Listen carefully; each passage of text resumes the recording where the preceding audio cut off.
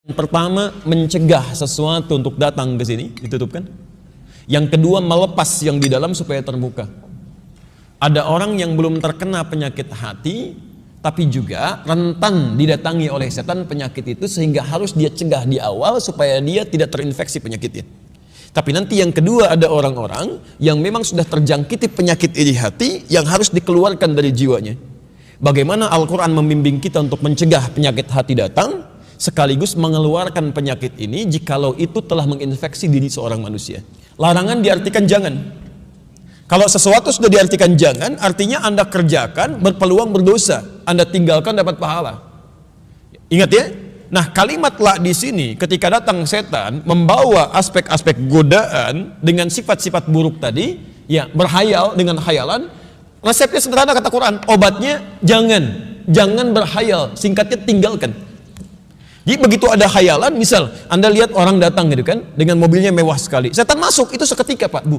Ingat ya, hukum ini akan terpraktekkan seketika. Jadi begitu ada orang membawa benda-benda baik, itu akan setan langsung, Anda nggak pikirkan pun meresap langsung, pengen. Seketika itu. Anda lihat teman bawa handphone bagus, itu seketika, nggak Anda bilang pun, pengen kayak gitu. Itu kalau cuma pengen sampai sini, mungkin belum ada masalah. Tapi kalau sudah sampai berhayal, kata Quran, segera buang. Segera buang. Apalagi di tempat-tempat setan berada, itu banyak khayalannya.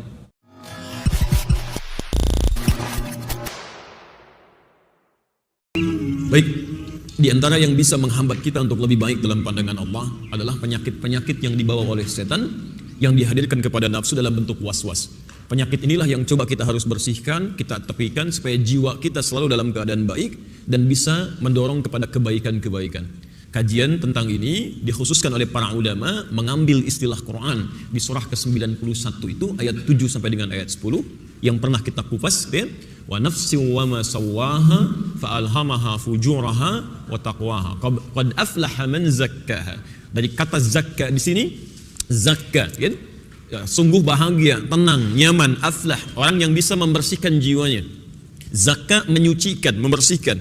Kalau Anda ingin berusaha untuk membersihkan itu, maka rumusnya kalimatnya ditambah tak di depannya.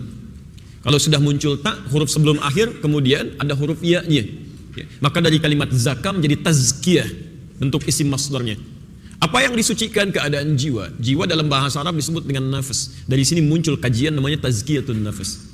Ya, seperti pernah kita bahas di awal pertemuan, ini sekedar mengingatkan. Ya. Jadi mohon maaf, jadi bagian dari ibadah kita, salah satu yang terpenting, bukan hanya kita menunaikan sholat dengan baik, kemudian membaca Quran dengan benar, tapi juga ada tuntutan dari Al-Quran untuk selalu mengoreksi keadaan jiwa kita, sehingga ketika sholat kita menjadi tenang. Ketika baca Quran, keadaan bacaan kita menjadi lebih nyaman. Ya, tidak sedikit orang kelihatan sholatnya panjang, tapi hatinya sebetulnya sedang bergejolak. Dan tidak sedikit orang yang sedang baca Quran terlihat seperti fasih bacaannya, padahal suasana jiwanya sedang tidak tenang. Karena itu di antara fungsi Nabi SAW diutus sebagai Rasul, salah satunya untuk bisa membimbing umatnya, membersihkan keadaan-keadaan jiwanya. Misal Quran surah kedua Al-Baqarah ayat 151, posisi paling kanan sebelah bawah. Kama arsalna fikum, ya, sebagaimana kami telah mengutus seorang Rasul dari kalangan kalian. Ya, hati-hati. Rasulan minkum yatslu alaikum ayatina, sebagaimana kami telah mengutus Rasul, seorang Rasul pada kalian dari kalangan kalian, yatslu alaikum ayatina, yang punya tugas membawa ayat-ayat kami, menyampaikan petunjuk hidup. Izin ya Pak, Bu, saya coba turunkan lebih detail sedikit saja. Ya. Jadi setiap Rasul diturunkan atau Nabi diutus, itu selalu Allah titipkan petunjuk yang dengan itu dimintakan disampaikan pada umatnya, tujuannya supaya hidup umatnya mudah. Ya. Saya lompat sedikit ya, agak pelan-pelan. Saya beri contoh misal, manusia pertama yang diturunkan ke bumi siapa? Nabi Adam ya, baik. Agak cepat sedikit. Ketika Adam diturunkan ke bumi pertama kali, itu oleh Allah langsung diberikan paket petunjuk hidup. Supaya dengan paket petunjuk ini, hidup beliau akan dijalani dengan lebih mudah, nyaman. Ya. Misal, Quran surah kedua ayat 38. Posisi paling kanan sebelah atas. Qulnahbitu minha jami'an. Kami firmankan sekarang semuanya turun ke bumi. Adam turun, istrinya turun, jalani kehidupan baru di muka bumi. Tapi firmannya tidak cukup sampai sini. Diteruskan. Fa imma ya'tiyannakum minni huda. Maka jika nanti dalam kehidupan di bumi ada petunjuk kami diturunkan, lihat kalimatnya disebut dengan hudan.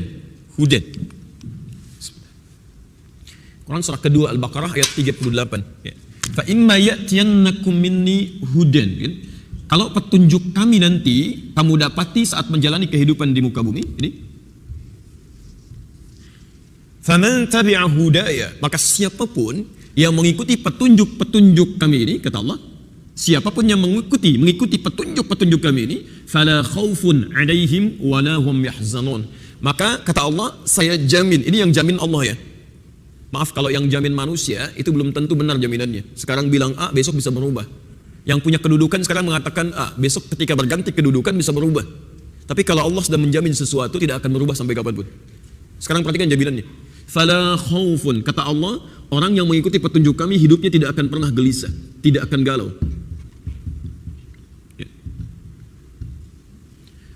Fala khaufun alaihim, tidak ada kekhawatiran, ketakutan berlebihan, tidak gelisah, walahum yahzanun, bahkan tidak akan larut dalam kesedihan. Masya Allah. Di apapun yang dia hadapi, dia punya persoalan di rumah, wajar setiap orang hidup pasti punya masalah. Tapi ketika persoalan dihadirkan, dia tidak larut dalam kegelisahan. Kan ada orang yang masalah tidak serius saja sudah gelisah jiwanya kan? Ya, lihat langit mendung sudah gelisah, kan? Masya Allah, macam-macam dan sebagainya. Ini tidak. Jadi masalah besar jadi kecil, masalah kecil pun tidak menjadi besar dan tidak ada rasa-rasa yang larut dalam kesedihan dalam jiwanya. Bahkan yang luar biasa, Quran surah kedua ayat kelima, posisi paling kiri sebelah bawah.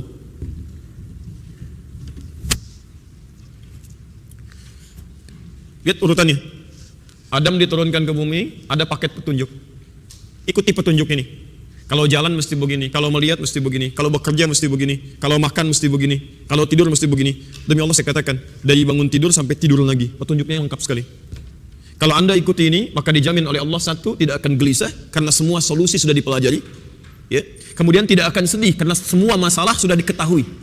Jadi kalau orang tahu mau ke Nurul Bahri, oh di sini ada rintangannya, dia bisa mengambil jalan yang lain. Yang jadi masalah ketika dia tidak tahu hambatannya, terjebak dia di situ, maka muncul kekhawatiran, muncul kesedihan di situ. Nah, sekarang Bapak dan Ibu sekalian, fokus sebentar. Ya. Ada orang-orang yang ketika ditawarkan oleh Allah petunjuk ini, dia langsung ambil dengan lekat. Ya. Saya beri contoh. Ini apa? Spidol ya. Posisi spidol berada di mana? Bukan di meja tapi di atas meja. Di atas meja. Sekarang perhatikan, posisi di atas meja. Ada jarak tidak dengan meja? Ada ya. Kalau ada benda di atas begini, dengan di bawahnya ada jarak, ini disebut dengan fauqa namanya. Fauqa. Fa, waw, qaf. Ada jarak di atasnya. Ya, jelas di sini? As-sama fauqal ardi. Langit di atas bumi. Ya, kalau dempet seperti ini, nempel. Pelan-pelan. Ini spidol nempel dengan mejanya. Maka kalau sudah berada di atas tapi menempel begini, erat lekat seperti ini, maka kalimatnya berubah dari fauqa menjadi ala. Jelas ya? Ala, al-qalam ala al-maktab. Ini spidol berada di atas meja, tapi nempel begini. Sekarang Masya Allah, ada orang-orang yang hidupnya melekatkan pada petunjuk Allah, nggak mau jauh dia, nggak mau ada jarak. Dia mau nempel dengan petunjuk Allah. Maka dilukiskan oleh Allah di Quran surah kedua ayat kelima itu. Ulaika ala hudan min rabbihim. Ya, jelas? Ulaika, ada orang-orang yang mereka itu ya, ala hudan, kalimatnya menggunakan ala kemudian disandingkan dengan ini ya. Ada orang yang selalu lekat dengan petunjuk Allah. Masya Allah, dia jalan aja lihat, dia gunakan pandangannya untuk melihat tapi tidak sembarang lihat ya. Bagaimana Allah menuntun pandangannya untuk melihat. Jadi yang kata Allah boleh lihat, dia lihat. Kata Allah nggak boleh lihat, dia akan palingkan ya. Masya Allah, dia dengar, betul semua orang sama mendengar sepanjang punya pendengaran. Tapi orang ini karena lekat dengan petunjuk Allah, gak semua dia dengar. Yang baik-baik dia dengar, yang gak baik dia tepikan. Lisan fungsinya untuk bicara, semua orang punya potensi bicara. Tapi orang ini yang baik dia sampaikan, yang tidak dia tepikan. Nih. Kalau semua sudah diikutkan dalam kehidupan lekat dengan ini, di rumah ada petunjuk Allah, di kantor ada petunjuk Allah, Anda ke masjid ada petunjuk Allah. Coba perhatikan, masuk masjid tadi kan saya lihat banyak keluar masuk tuh. Orang yang lekat dengan petunjuk Allah pasti akan beda. Cara masuk dia pasti kaki kanan itu, pasti ada doa yang dibacakan. Keluarnya pasti akan kaki kiri, ada doa yang dibacakan. Semua lekat dengan kebaikan. Kalau sudah seperti ini, maka ujung ayatnya wa ulaika humul muflihun. Orang ini pasti dijamin oleh Allah akan bahagia hidupnya. Apapun itu. Ya, bahagia.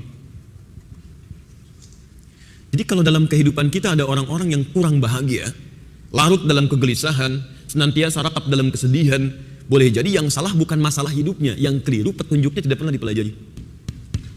Jelas di sini? Nah, sekarang Nabi Muhammad SAW ketika diutus oleh Allah Subhanahu wa taala, ya, Nabi terakhir, ini kan Adam ya. Saya lompat lebih cepat supaya mudah untuk dipahami. Nabi Muhammad SAW ketika diutus oleh Allah, Nabi yang terakhir, itu pun sama diberikan paket petunjuk supaya disampaikan kepada umatnya sehingga membuat kehidupan umatnya lebih mudah. Maka ditegaskan di Quran surah kedua Al-Baqarah ayat 185, posisi paling kiri di pertengahan.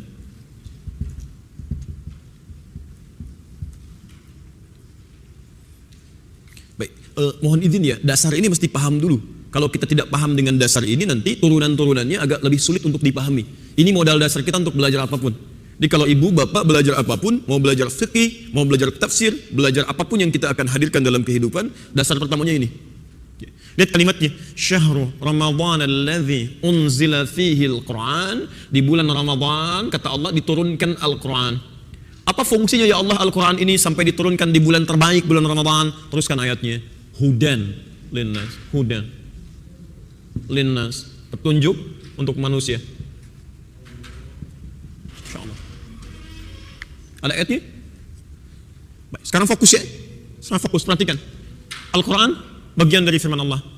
Tapi fungsinya tidak hanya dibaca. Jadi kalau Masya Allah, kalau Anda cuma baca tapi tidak memahami isinya sebagai petunjuk, itu tidak banyak dapat manfaatnya. Pahala memang dapat, satu hurufnya, setiap huruf 10 kebaikan. At-Tirmidzi nomor hadis 2910. Man qara'a harfan min kitabillah falahu asyru hasanat. Siapa yang baca satu huruf saja dari kitabullah, dia dapat balasan pahala 10 kebaikan. Itu motivasi. Dibaca aja udah dapat pahala, apalagi ketika mengamalkan. Tapi kalau Anda misalnya hanya sekedar baca saja tapi tidak mau memahami isinya, ini petunjuk ini tidak akan banyak manfaatnya. Jelas ya? Baik. Sekarang fokus, lihat. Apa fungsi Al-Quran ini? Hudan linnas, petunjuk kehidupan untuk manusia. Ya. Lihat ujung ayatnya, saya agak cepat. Yuridullahu bikumul yusra, wala yuridu bikumul usra. Dengan Anda memahami petunjuk-petunjuk kehidupan ini, mempraktekkan isinya, baik tentang puasa, tentang yang lainnya, Masya Allah, dengan itu Allah menginginkan hidup manusia menjadi mudah. Dan saya, kata Allah, tidak menghendaki hidup manusia susah. Jadi kalau ada Anda yang susah hidupnya, di kantor susah, di rumah susah, kehidupan sosial sulit misalnya, yang salah bukan Allah. Yang salah manusia tidak belajar petunjuknya. Ini poinnya.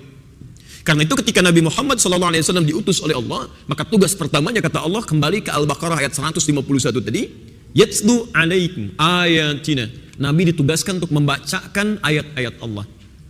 Ya. Perhatikan betul kalimatnya ya. Baca dalam bahasa Arab itu ada dua. Ada qara'a, qaf, ra, hamzah. Perintahnya disebut iqra. Wahyu pertama turun apa? Iqra kan ya? Iqra. Baik. Yang kedua ada tilawah namanya. Tilawah.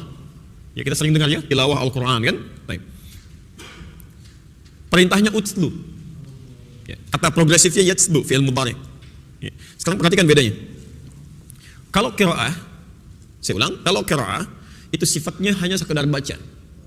Baca saja, tidak menuntut paham. Yang penting Anda bisa membaca, tapi tidak menghadirkan tuntutan untuk memahami. Ya. Maaf, apa semua yang baca Quran itu yang tidak ada terjemahnya bisa paham? Tidak kan ya? Tapi Anda baca saja mendapatkan pahala, itu qiraah namanya. Ya. Tapi kalau Bapak Ibu misalnya sudah mulai membaca, kemudian memahami isinya, setelah itu mengamalkan kandungannya, baca, pahami, amalkan, maka katanya berubah dari qiraah, iqra menjadi tilawah. Utslu. Ya. Di tilawah itu baca, pahami, amalkan. Sekarang perhatikan. Ketika wahyu pertama diturunkan oleh Allah kepada Nabi, kalimatnya menggunakan kata iqra, bukan tilawah. Masya Allah, ini luar biasa. Ya.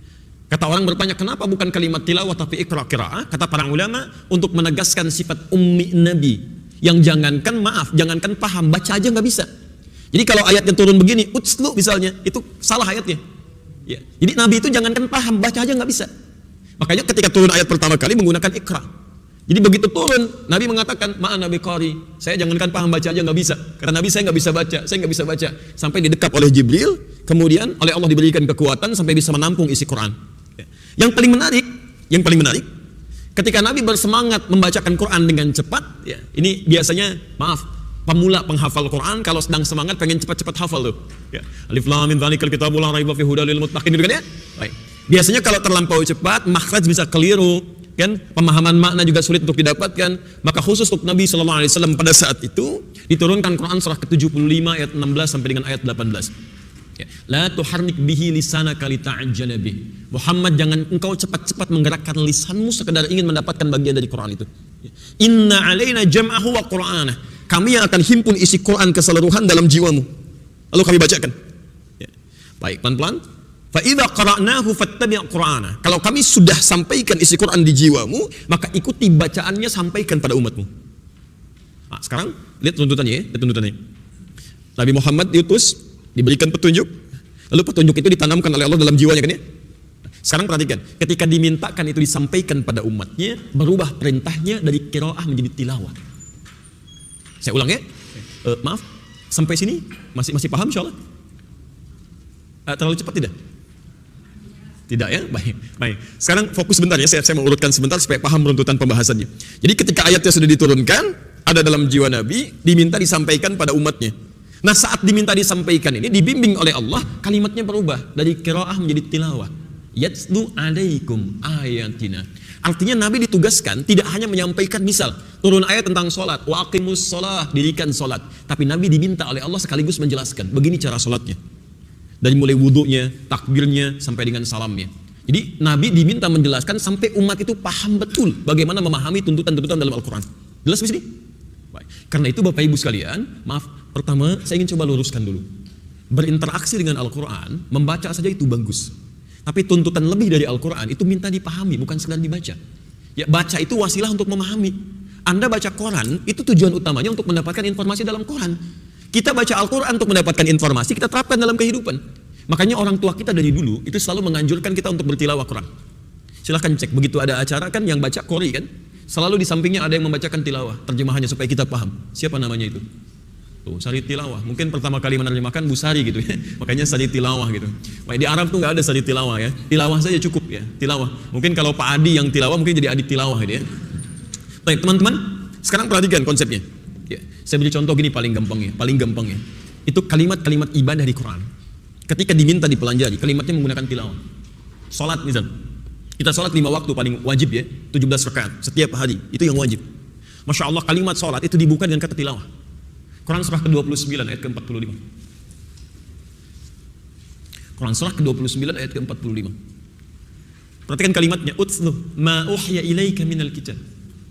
Utslu ma uhya ilaika minal kitab. Bukan iqra tapi utslu. Silahkan cek mushaf terjemah, diterjemahkan apa di situ? Di mushaf terjemah diterjemahkan apa? Bacalah. Ada yang lain selain bacalah? Saya yakin tidak ada. Kalau terjemahannya bacalah, ikra diterjemahkan apa? Baca juga gitu ya. Apa perbedaan di antara keduanya? Tadi rumus yang telah kita pelajari. Maksud saya begini, saya uraikan bahasanya, begitu Bapak Ibu baca Quran, sudah paham arahnya kemana gitu ya. Nah, jadi ketika kita mau sholat, perintahnya bukan ikra tapi utslu ma uhya ilaika minal kitab. Baca dulu segala ketentuan yang diwahyukan kepada Nabi Muhammad yang tercantum dalam Alkitab. Kaidah sholat. Tapi bukan cuma baca, ya. Pahami isinya, pahami bacaannya, pahami gerakannya. Setelah paham itu baru amalkan. Makanya setelah itu muncul kalimat wa aqimis shalah, tunaikan salat sesuai dengan apa yang telah dipahami itu. Sekarang coba cek ya, mohon izin. Dari sekian salat yang telah kita tunaikan sampai siang ini, berapa bacaan salat, berapa persen bacaan salat yang sudah dipahami? Jangan-jangan salat tapi nggak paham yang dibacakan. Ruku nggak ngerti yang dibaca. Sujud nggak paham yang diungkapkan. Bagaimana salat kita bisa khusyuk? Ini baru satu kalimat ya. Jadi bahasa Quran itu mengandung nilai yang tinggi karena mukjizat, ada pesan yang dalam di situ. Ya. Nah, jadi yang ingin kami sampaikan, masalah apapun dalam hidup, baik persoalan ibadah ataupun persoalan kehidupan, pertama kembalikan kepada Al-Quran. Nah, sekarang kita dihadapkan pada persoalan membersihkan jiwa. Sudah kita ambil tentang teori pertama, penyakit hati ya, yang kita spesifikkan kepada penyakit iri dan dengki. Kita sudah masuk pada bab bagaimana mencegah atau mengobati penyakit iri hati. Ya, pertemuan terakhir kemarin kita sudah sampai pada mencegah ya. Yang nanti saya coba simpulkan sedikit. Ya. Maaf, kaidah pembelajaran ini tidak akan mengambil pada referensi di luar Al-Quran, karena kaidah kita lihat Quran dulu. Baru lihat bagaimana Nabi menerangkan kepada kita. Karena Allah yang tahu tentang kita harus bertanya kepada Allah Subhanahu wa taala dan tuntunan Nabi-Nya ya, dan tuntunan Nabi-Nya. Pelan-pelan, ada mencegah, ada mengobati, itu beda. Hati-hati Pak ya, Bu, jangan sampai nanti kita banyak berdiskusi tentang ini, tak sadar kita pun sedang terinfeksi penyakit hati. Bagaimana cara mengeluarkannya nanti? Ya. Oh, ini ada tutup gelas, mau ditutupkan ke sini, saya cegah. Jangan ditutup, biar aja terbuka. Gelas. Kemudian sudah tertutup begini, coba buka. Kemudian saya buka. Ada bedanya? Baik. Yang pertama, mencegah sesuatu untuk datang ke sini, ditutupkan. Yang kedua, melepas yang di dalam supaya terbuka. Ada orang yang belum terkena penyakit hati, tapi juga rentan didatangi oleh setan penyakit itu, sehingga harus dia cegah di awal supaya dia tidak terinfeksi penyakitnya. Tapi nanti yang kedua, ada orang-orang yang memang sudah terjangkiti penyakit iri hati yang harus dikeluarkan dari jiwanya. Bagaimana Al-Quran membimbing kita untuk mencegah penyakit hati datang, sekaligus mengeluarkan penyakit ini jikalau itu telah menginfeksi diri seorang manusia. Ini materi yang akan kita ambil dalam pertemuan kita di siang ini. Kita keluarkan dulu ayatnya. Kita belum mulai ya, tadi baru mau mukadimah, sekarang baru kita mulai materi kita. Saya lihat tadi masih banyak yang datang gitu ya, masuk keluar masuk, sehingga saya pikir perlu diantarkan dulu supaya saya tidak mengulang. Ya. Baik, satu, Quran surah kedua Al-Baqarah. Boleh saya tuliskan? Oke. Sebentar.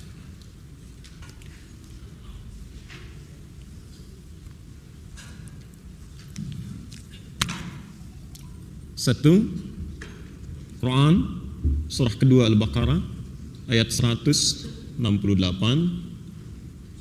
posisi paling kanan sebelah bawah. Kedua, Quran surah 12 ayat 53, posisi paling kiri sebelah atas. Kemudian tiga, Quran surah ke-114 ayat ke-4 sampai ke-5. Ya, kalau mau disempurnakan ke-6 boleh. Nanti saya baca ulang. Kemudian khusus untuk penyakit hatinya, ya, dosis yang pertama dulu Quran. Ya, karena dosisnya ada yang ringan, ada yang sedang, ada yang berat penyakitnya. Nanti kita lihat gejalanya ya. Nanti dosis obatnya juga berbeda. Ya, Quran surah ke-28 ayat 79. Solusinya, obatnya di Quran surah ke-4 ayat 32, posisi paling kanan di pertengahan ke bawah sedikit. Ini baru pencegahan. Kalau gejalanya sudah mulai meningkat agak parah, langsung saja ke obatnya. Quran surah ke-51 ayat ke-18, ini waktunya. Caranya di Quran surah ke-4 ayat 17 sampai dengan 18. Kemudian itu harus disegerakan karena kalau tidak cepat diobati bisa bermasalah. Quran surah ke-4 ayat 133. Turunan hadisnya bisa dilihat di hadis riwayat Al-Bukhari nomor hadis 6307. Redaksi yang sama ditemukan di hadis Muslim nomor hadis 2702. Nabi sampai mengerjakan 100 kali dalam sehari. Ini Nabi aja yang dijaga oleh Allah dari kesalahan, mengamalkan ini 100 kali dalam sehari. Kita bukan Nabi, bukan Rasul, potensi banyak salah, hisab menegangkan, amalan berantakan, surga belum jelas sampai hari ini. Gak mau mengerjakannya, agak aneh rupanya. Hadis Muslim juga nomor hadis 591. Nah ini ya. Tadi saya buka teori dulu. Semua petunjuk hidup ada di Quran, kemudian penjelasan nabinya mesti kita ikuti. Sekarang materi kita mencegah dan mengobati penyakit iri hati. Ini petunjuk Qurannya sebagiannya, dan ini petunjuk nabinya sallallahu alaihi wasallam untuk bisa kita maksimalkan. Insya Allah saya tidak akan hapus ya, karena waktu kita terus berputar, terus berjalan. Maka saya mohon izin langsung menerangkan yang sudah saya sebutkan ayatnya, saya langsung contoh nanti ya. Baik, insya Allah. Waktunya berputar agak cepat, cuman masjid ini memiliki jam yang agak lambat ya, masih jam 1:10 tuh di atasnya. Baik. Saya teruskan dulu sebentar. Satu, aspek pencegahan. Materi kita mencegah dan atau mengobati penyakit iri hati.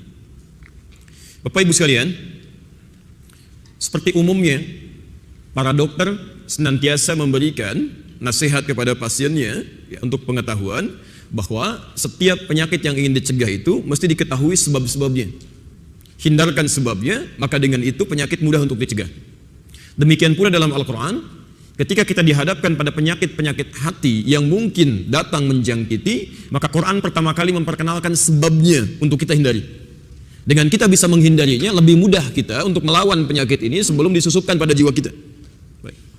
Maka satu, Allah perkenalkan sebab utamanya, apa sebab dari semua penyakit hati itu. Ya, pertama, Quran surah kedua ayat 168, posisi paling kanan sebelah bawah.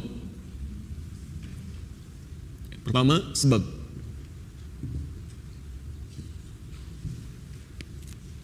Agak cepat ya. Baik. Ya ayyuhan nasu kulu mimma fil ardi halalan thayyiba, sampai sini nggak ada masalah. Tapi selanjutnya, wala tattabi'u khutuwatis syaitan. Jangan pernah kalian ikuti tipu daya setan, langkah-langkah setan untuk memalingkan kita dari kebaikan. Pelan-pelan. Di pertemuan lalu sudah saya bahas tentang kalimat khutuwat dengan sangat detail, jadi saya tidak perlu mengulang kembali. Ya. Di sini poinnya adalah Quran memberikan pesan bahwa sebab-sebab keburukan yang mungkin terjadi itu sumbernya pada intinya satu, bermuara pada satu hal. Ini setan. Termasuk juga dengan penyakit yang dibawa, diresapkan pada diri manusia. Mau itu sombong, mau iri hati, mau sifatnya benci, mau dengki, sumber pertamanya ada dari sini. Ya. Hati-hati, hati-hati. Pelan-pelan. Siapa yang mengeluarkan Adam, orang tua kita, dari surga? Setan.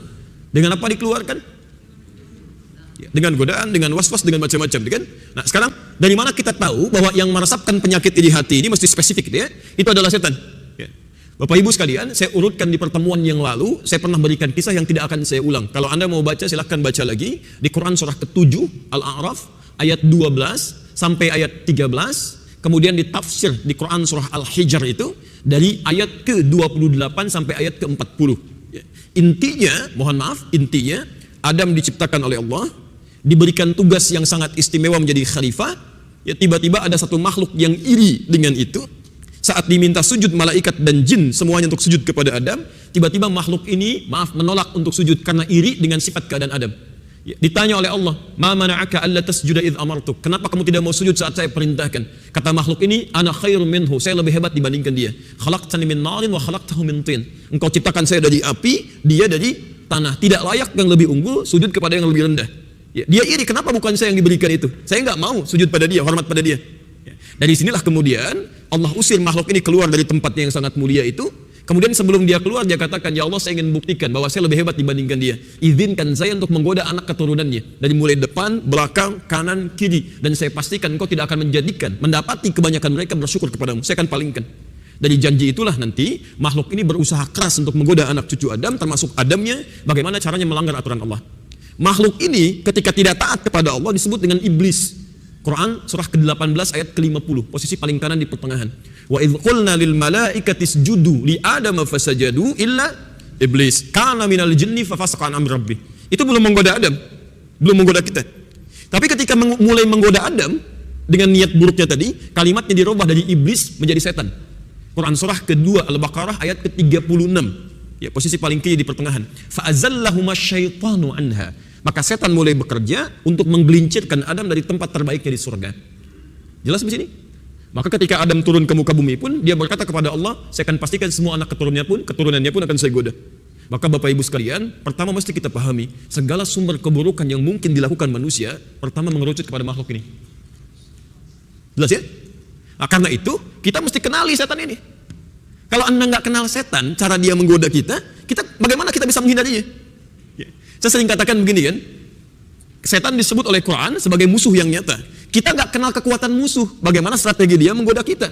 Kalau kita tidak kenali, bagaimana bisa menghindarinya? Anda jalan ke sini, tadi saya ilustrasikan, di depan ada hambatan-hambatan, ada kulit pisangnya, ada lubangnya, ada sebagian yang tertutup rapat. Kalau Anda tidak kenal dengan semua itu petanya, bagaimana kita bisa menghindarinya? Saya lihat di sini ada semacam kelemahan ya dalam pembelajaran kita pada umumnya. Itu sering belajar yang baik-baik, tapi jarang belajar yang dianggap tidak baik, sehingga tidak siap ketika mengalami masalah. Ada sahabat Nabi namanya Hudzaifah al-Yamani. Ya, Hudzaifah ini Masya Allah, itu selalu belajar secara paradoks. Jadi kalau ada sahabat lain tanya yang baik-baik, "Ya Rasulullah, bagaimana di surga? Bagaimana nikmat kubur? Bagaimana hisab yang baik?" Ini Hudzaifah bertanya sebaliknya, "Ya Rasulullah, bagaimana neraka? Ya Rasulullah, bagaimana siksa kubur? Ya Rasulullah, bagaimana kesulitan dalam hisab?" Orang protes, "Ya Hudzaifah, kenapa kamu tanya yang seperti itu? Kan tanya yang enak-enak aja." Perhatikan jawabannya. Kalau bertanya kepada yang enak-enak, semua akan mudah menanyakannya dan bisa menitinya. Tapi kalau kita tidak ketahui rintangannya, bagaimana kita bisa menghindarinya? Kamu belajar masuk surga, bertanya tentang surga, ingin masuk surga. Tapi kalau tidak pernah tahu tentang neraka, bagaimana cara kita menghindarinya? Maka prinsip ini kemudian dibenarkan oleh Nabi, ditularkan kepada sahabatnya, diajarkan pada kita. Ketika anak-anak kita belajar tentang malaikat, pandai sampai tahu namanya 10 tuh. Ya, yang 10 saja, yang lain barangkali belum diketahui kan. Tapi tidak diketahui lawannya. Malaikat itu punya lawan, namanya setan. Dan dua-duanya di Quran diulang dengan jumlah yang sama. Malaikat disebutkan 88 kali, setan disebutkan 88 kali. Malaikat bertugas mendorong sifat takwa yang baik-baik. Sedangkan setan bertugas mendorong nafsu yang buruk-buruk. Takwa disebutkan di Quran 115 kali, nafsu disebutkan 115 kali. Jadi ketika Anda punya potensi baik didorong oleh malaikat, saat bersamaan setan pun mendorong Anda pada keburukan. Paling gampang begini ya. Saat Anda dengar azan nih, Allahu Akbar, Allahu Akbar, bukankah jiwa yang lain mengatakan cepat siap-siap? Sudah azan, pernah ada dorongan itu? Awas hati-hati kalau nggak ada dorongan itu sedang tidak normal itu. Harus ada gitu, harus ada.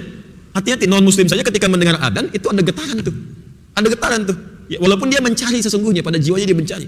Jadi ketika Anda mendengar Allahu Akbar itu kan, di hatinya mengatakan cepat siap-siap, sudah adzan, sudah adzan. Begitu selesai adzan, tiba-tiba hati yang lain berkata, tenang, baru adzan, belum qomat.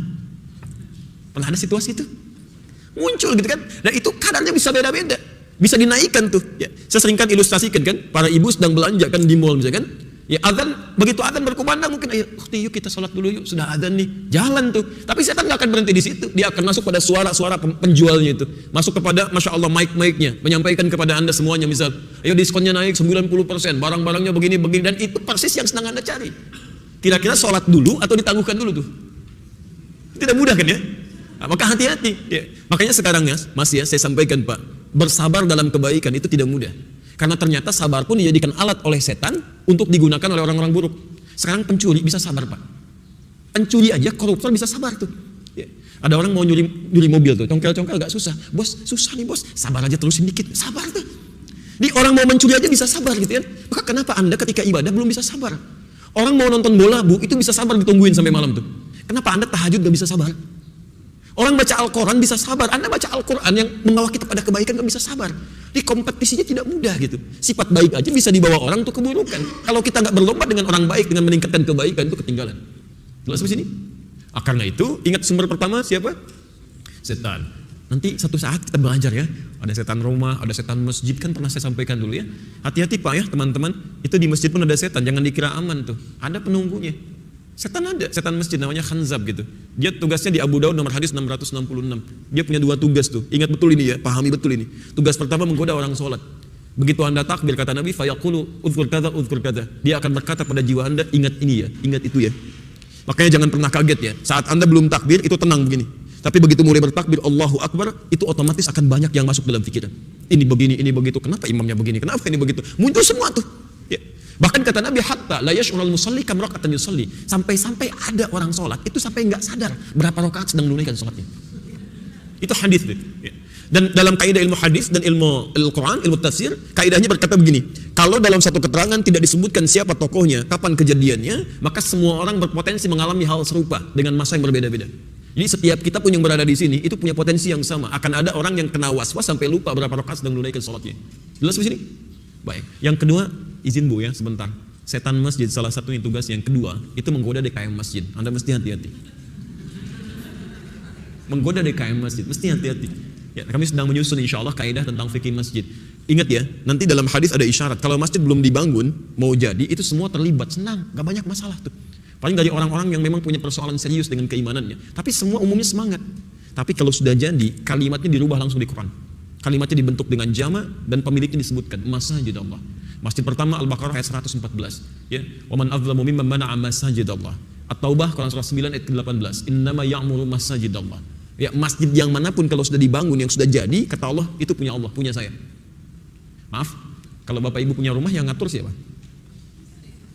Yang punya rumah. Gak mungkin Anda punya rumah yang ngatur saya. Ini gak bagus Pak, sofanya tolong pindahkan ke sini ya. Toiletnya gak cocok begini nih, harusnya kasih yang seperti ini. Mustahil, pasti ada yang ngatur. Nah sama ketika masjid itu sudah jadi, dibangun, kata Allah bentuknya jama'. Mau masjidnya dari kayu, mau dari batu, dari bahan yang sangat bagus, kalau sudah jadi semua punya Allah. Karena itu yang berlaku di dalamnya aturan Allah, bukan aturan orang yang nyumbangnya paling banyak. Bukan aturan orang yang tenaganya paling hebat, bukan, punya Allah.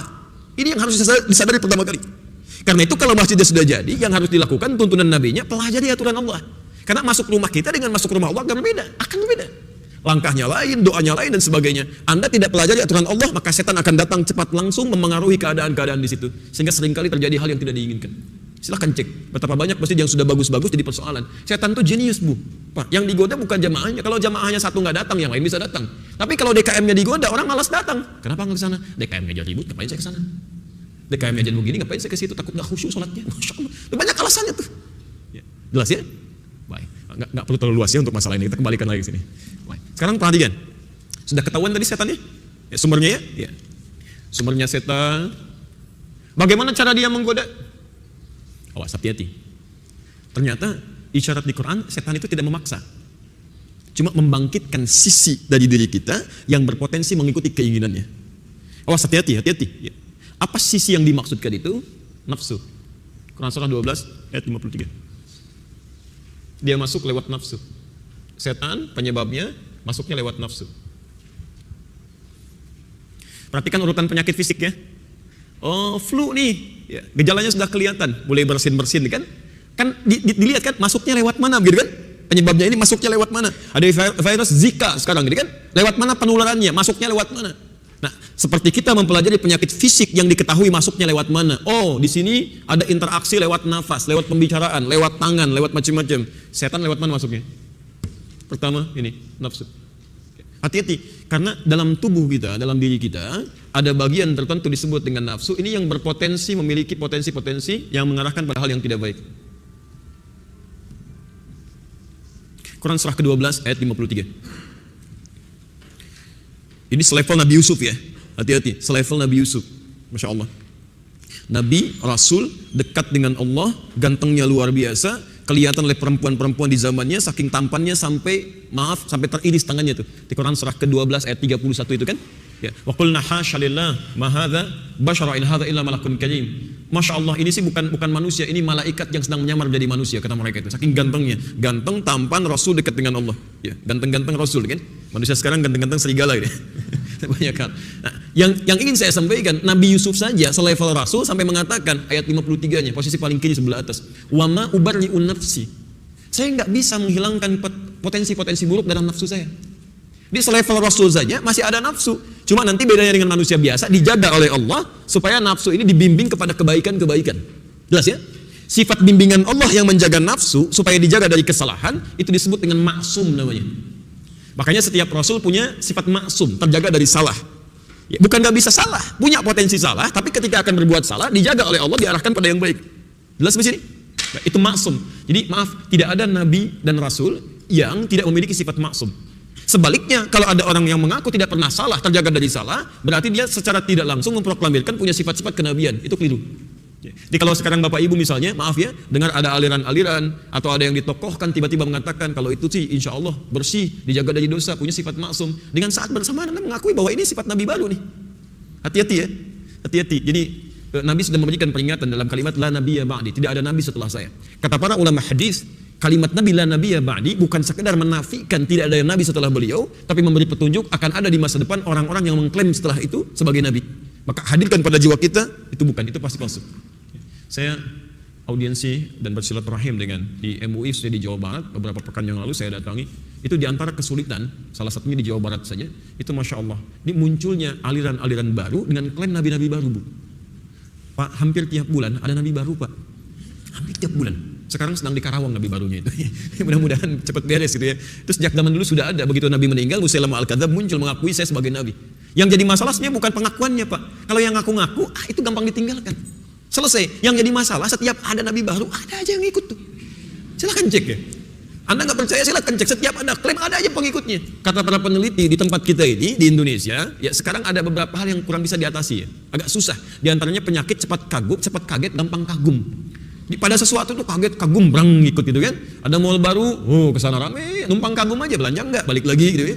Sama, ada nabi baru, ikut ke situ. Tapi ada aja pengikutnya. Dulu AM, pelatih bulu tangkis. Ya, Masya Allah ditangkap polisi ngaku nabi, kan diinterogasi, kenapa kamu ngaku nabi? Saya ke Bogor, Pak, dapat wahyu katanya. Anda bisa bayangkan orang ke Bogor dapat talas, dapat wahyu tuh pulang. Ya. Ada aja pengikutnya. Begitu ditangkap, selesai keluar, Bandung muncul, tukang cukur, Bu. Ibu bayangkan, tukang cukur ngaku nabi, tapi ada aja pengikutnya. Ya. Jakarta nggak mau ketinggalan. Ya, Bandung itu level biasa, Bogor level biasa. Ini ibu kota negara, langsung malaikat Jibril LE gitu kan. Kemarin mau ngundang malaikat Jibril ke Monas, Masya Allah. Tangkap oleh polisi juga diproses ya. Polisi kita jangankan teroris, malaikat ditangkap tuh. Jadi kita kembalikan ya. Kita kembalikan kemana setan membawa sumber-sumber penyakit ini yang paling mudah dia lakukan kepada nafsu. Pada nafsu. Ya apalagi yang levelnya bukan rasul, bukan nabi. Ya karena tidak mendapatkan penjagaan mutlak dari Allah. Kecuali kalau dia mau berlindung kepada Allah, mendekat dengan keimanan dan ketakwaan. Karena itulah kemudian baik. Sebentar, lihat teorinya. Tadi lawan dari nafsu apa? Masih ingat? Nah, orang yang belajar terbagi pada 4 bagian. Cepat ingat, lambat lupa. Oke, cepat ingat, cepat lupa. Lambat ingat, cepat lambat lupa. Lambat ingat, cepat lupa. Ada masuk yang mana? Lawan dari nafsu apa? Takwa. Perhatikan persamaan terbaliknya. Perhatikan ya, pelan-pelan. Lawan dari nafsu adalah takwa. Artinya semakin kita meningkatkan takwa, semakin ini bisa ditekan. Jelas ya? Intinya gampang sebetulnya. Takwanya meningkat, ini bisa ditekan. Tapi sebaliknya, kalau ini yang naik, ini pasti lemah. Pasti akan ada masalah. Makanya semua ibadah yang kita kerjakan, itu pada hakikatnya selalu diawali atau diakhiri dengan takwa. Silahkan cek, sholat bagian dari takwa. Dzalikal kitabul la raiba fihi hudal lil muttaqin. Takwa. Siapa orang takwa itu? Ayat 3-nya. Alladzina yu'minuna bil ghaib wa yuqimunas shalah. Puasa menekan nafsu, bagian dari takwa. Al-Baqarah 183. La'allakum tattaqun. Haji ibadah, tapi bakalnya bagian dari takwa. Quran surah 2 197. Wa tazawwadu fa inna khairaz zadi taqwa. Jadi kalau ini naik, maka ini akan turun. Sederhana sebetulnya. Ya. Nah, tapi sekarang persoalannya, dalam rangka menunaikan takwa ini tidak akan tinggal diam. Maka dia bawa innan nafsa la ammaratun bisu. Kaidah yang kedua, nafsu itu punya potensi untuk mengarah pada keburukan. Maka ini dimanfaatkan oleh setan. Baik. Jelas di sini? Baik. 3. Bagaimana cara setan memanfaatkan nafsu? Wah, harus runtut ya, supaya tidak ada miss di pertengahan ini. Sumbernya setan datang kepada nafsu. Bagaimana cara dia memanfaatkan nafsu? Quran surah ke-114 dari ayat 4 sampai ke 5. Insya Allah ini hafal di dalam kepala. Ya, ada ayat yang hafal di luar kepala, ada ayat yang hafal di dalam kepala. Surah 114 itu surah apa? Masya Allah, surah favorit ya. Qul a'udzu birabbin nas, satu malikin nas, ilahin nas. Oke, yang keempat, min syarril waswasil khannas. Min syarri, min dari keburukan. Syarr itu kalau sudah menggunakan sin besar dengan ra, itu artinya keburukan yang dampaknya sangat dahsyat. Ya, dampak sangat dahsyat. Kalau sudah pakai syarr itu satu keburukan yang dampaknya sangat dahsyat. Ya, misal, mohon maaf ya, ada orang bunuh, tembak orang, selesai. Ada orang misalnya bunuhnya dengan cara yang tidak wajar lah, ya, dibunuh pakai rudal misalnya kan, satu orang tuh. Saya pernah dengar di satu negara ada mengeksekusi pamannya, gitu kan, itu dengan menggunakan rudal, Pak. Dia dipasang begini, kemudian dirudal. Itu syarr namanya, syarrun. Ya. Ada orang misalnya mencela satu kalimat, dia mencela satu buku, tuh berapa paragraf misalnya kan, kamu dasar begini, itu syarr namanya. Ya. Zamannya syurur. Makanya kita katakan, awas, lihat kalimatnya. Min sayyiati a'malina, sebelumnya apa? Min syururi anfusina. Syurur itu jamak dari kata syarrun. Ya, ingat, awas, hati-hati, bukan sin kecil ya, min surur. Kalau sin kecil artinya bahagia, senang. Tapi kalau sin besar, itu artinya sesuatu yang sangat buruk. Ya. Min syururi anfusina, dari keburukan, potensi buruk di jiwa kami. Kenapa? Maaf, ada kalimat syurur di situ karena potensi buruk ini bisa diperdayai oleh setan melakukan tindakan yang sangat fatal. Ya, jelas di sini? Oke, teruskan. Min syarril waswasil khannas. Masya Allah. Kalimat Qur'annya menggunakan kata waswas. Ini setan bekerja memanfaatkan nafsu. Cara bekerja dia dengan memberikan waswas. Masya Allah. Dan saat memberikan waswas ini kalimatnya dirubah oleh Quran, dia khannas. Ya. Saking bahayanya waswas ini sampai kalimat setannya berubah jadi khannas. Pelan-pelan. Nafsu itu ya, tempatnya di mana? Di hati, baiknya. Hati kalau disebutkan di Quran itu bukan hati fisikal, bentuk hati yang kita liver gitu ya, bukan itu. Tapi hati yang dimasukkan qalbun, sesuatu tempat yang tidak terlihat secara kasat mata, tapi di situ pusat daripada jiwa kehidupan kita. Ya. Tempatnya ada dalam kata sodrun dalam bahasa Arab. Tempatnya dalam sodrun. Ya. Hatinya disebut dengan qalbu, tempatnya di sodrun. Jamaknya sudurun. Sudur. Ya. Baik, alladzi yuwaswisu fi. Nafas itu tempatnya dalam sodrun, jamaknya sudur.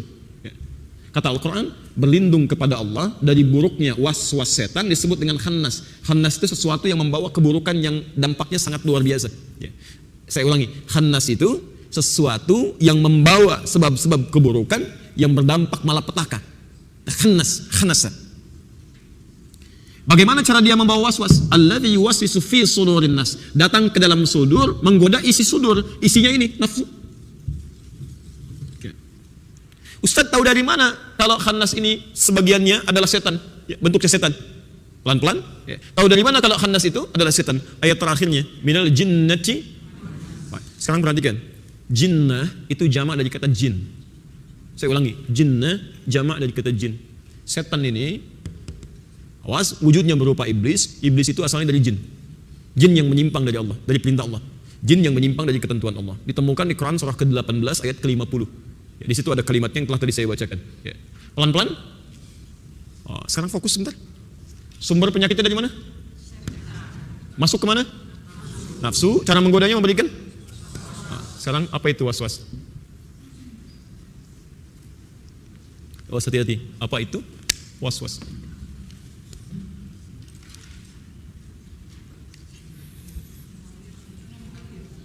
Ya, baik. Supaya kita nggak ngarang, kita kembalikan kepada asalnya ya. Baik. Waswasa yuwaswisu. Ya. Waswas itu asalnya bisikan halus yang mengganggu. Nggak pakai bisikan halus yang mengganggu. Ini bahaya ya, makanya susah dihapus ini, bahaya. Baik. Bisikan halus yang mengganggu. Halus yang mengganggu atau membahayakan.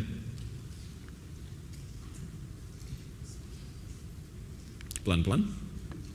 Hati-hati karena kalau kita terjemahkan setiap was-was itu bisikan, malaikat pun kan memberikan bisikan pada jiwa kita. Tapi yang baik-baik, kalau ini tidak, dia mengganggu. Ya. Pelan-pelan. Bisikan halus yang mengganggu atau membahayakan. Jadi pertama, kita mesti memahami ayat ini bahwa sifat setan ketika menggoda, sifatnya halus, Bu, Pak. Kadang-kadang kan yang halus itu tidak terasa langsung ya. Dampaknya ada kelihatan. Air itu kan merasa halus ke karpet, taunya udah basah aja gitu. Ya sama sifat setan begitu. Dia ketika memberikan was-was, Anda jangan kira, hati-hati. Anda jangan kira dia secara frontal mengatakan, saya setan. Tidak. Dia akan langsung masuk pelan-pelan, itu pelan, tiba-tiba mulut sudah berkata yang kotor saja. Ya, mata sudah melotot aja dia. Itu bisa cepat sekali tanpa sadar gitu. Itu bisa mengganggu. Bapak melihat dengan saya begini, tiba-tiba Bapak melotot kepada saya, kan tidak nyaman situasinya kan? Sama, lisan yang bicara yang kotor pun tidak akan menyenangkan, tapi itu tanpa sadar dan reaksinya sangat cepat sekali. Coba lihat, ketika ada anak misalnya bersikap sesuatu yang tidak menyenangkan, kan dalam hitungan sepersekian detik kan bisa berubah wajah itu. Bisa berubah, bahkan kata-kata bisa keluar. Yang dari kecil sayang, tiba-tiba kamu ini ya, Masya Allah, iya mas saya. Kan jadi agak susah tuh di sini tuh. Makanya hati-hati, permainan setan dalam menghadirkan sifat-sifat buruk itu sifatnya halus.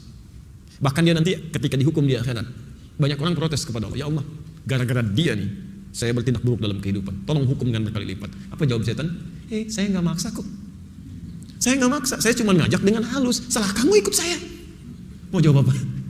Karena itu dari sekarang kita harus pelajari sifat halus yang masuk pada manusia ini, bagaimana cara masuknya. Itu yang coba kita hadirkan. Masih ada waktu? Masih? Sampai jam berapa kita? Baik, saya harus ke Cimande ini, sebentar lagi, jadi coba kita inikan dulu sebentar.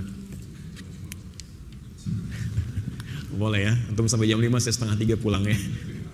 Baik, fokus sebentar. Baik, sekarang perhatikan. Paham urutannya ya? Saya mencoba sesistematis mungkin. Saya tidak suka menerangkan 1-2 tanpa terstruktur gitu. Jadi pahami, jangan meninggalkan masjid ini kecuali sudah paham. Walaupun saya sudah pulang, Anda belum paham, tinggal dulu di sini sampai paham baru pulang ya. Teman-teman di sini ya, Bapak Ibu, sebabnya setan masuk kepada nafsu, ya dalam nafsu lewat was-was, bisikan yang mengganggu. Bagaimana cara dia memasukkan ini? Kita khususkan dulu supaya tidak meluas terkait dengan penyakit ini dulu. Ya, penyakit iri hati. Quran surah ke-28, Quran surah ke-28 Al-Qasas ayat 79.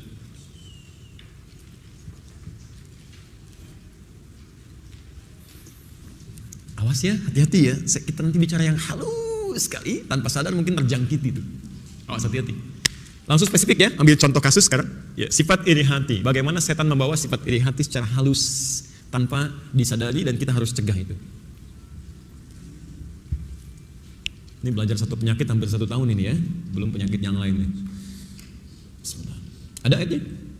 فخرج على قومه في زينته قال الذين يريدون حياة الدنيا يا ليت لنا مثل ما أوتي قارون إنه لذو حظ عظيم. Ada ayatnya? Sekarang perhatikan Bapak Ibu sekalian, saya simpan dulu ayatnya, saya berikan gambarannya dulu. Setan membawa was-was terkait dengan penyakit iri hati. Jadi was-was yang dibisikkan ke kita itu, bisikan-bisikan yang mengganggu, itu bisa macam-macam bentuknya, sesuai dengan kadar keadaan kita yang berpotensi untuk diarahkan pada maksiat. Tolong fokus sebentar ya. Beda antara nafsu dengan setan itu lain. Kalau setan itu tugasnya bagaimana supaya manusia maksiat. Itu setan. Ya, apa saja, makanya dia bawa macam-macam, bisa sombong, bisa iri hati, bisa ria, bisa macam-macam. Ya. Tapi kalau nafsu itu bagaimana caranya keinginan terpenuhi, itu nafsu. Jelas ya? Misal Anda pulang dari sini, mau taklim lah, lihat di depan misalnya ada orang jualan semangka.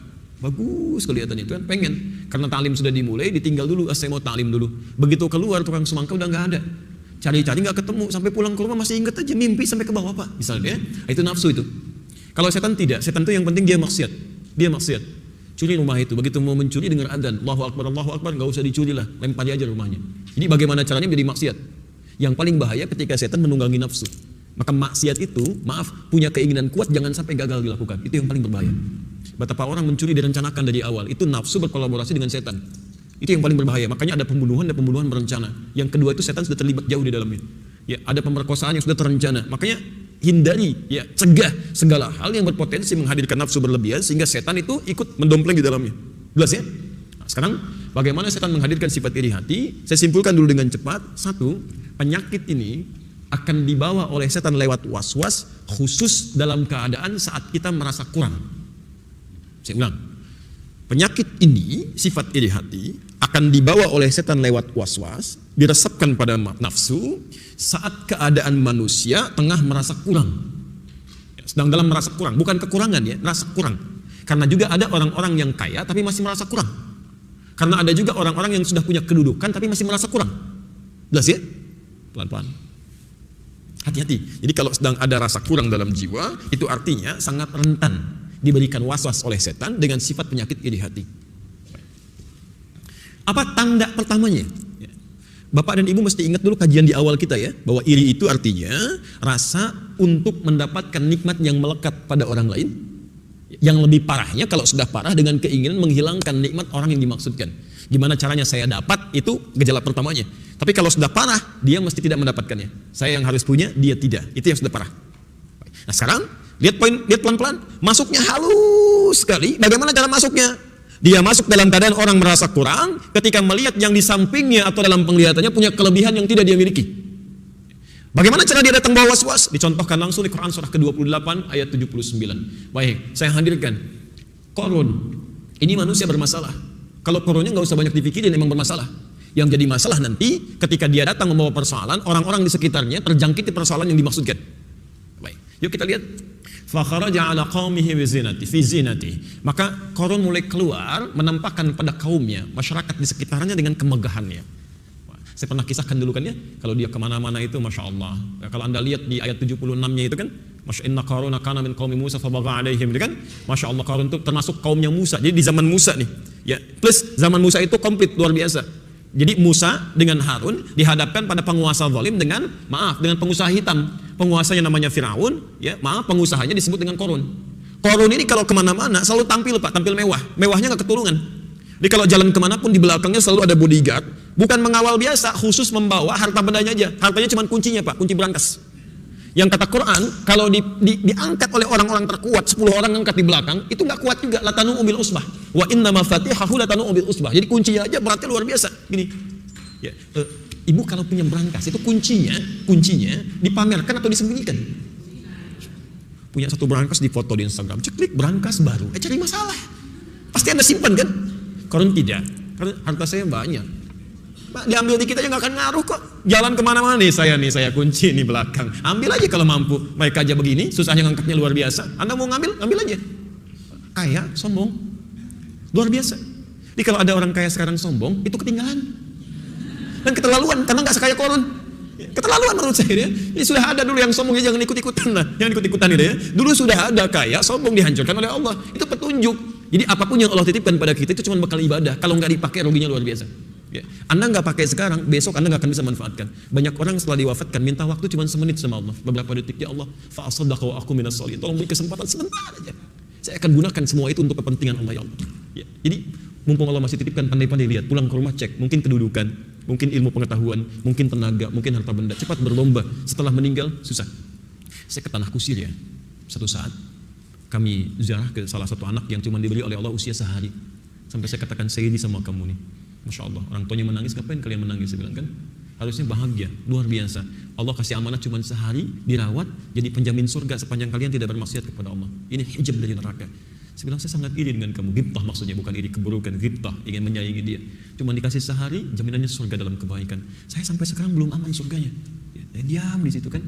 Keluar dari situ, saya lihat nuansa pekuburan itu, Masya Allah. Ada yang dikasih kayak lubang dua, kayak pipa di situ tuh.